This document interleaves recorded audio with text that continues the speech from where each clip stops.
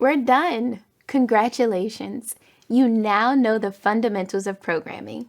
You've learned how programs are created using programming languages.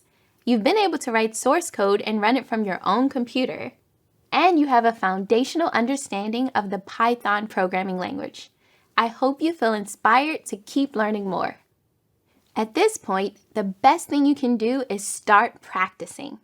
Don't feel that you have to learn everything there is about a specific language or tool before you can get your hands dirty. I could watch every video there is about salsa dancing, but I won't get any better until I get up and start moving. It's the same for you in learning how to program. You need to practice coding on a consistent basis to get better and to feel more confident. Here are a few ideas to help you get started. Search online for a local meetup group that caters to new programmers. Participate in an online community focused on your chosen language. Create some programs that use the skills you've learned so far. Check out the exercise files for a few ideas. Also, be sure to check out the other courses in the Programming Foundations series. This will give you a well-rounded view of what's involved in developing software.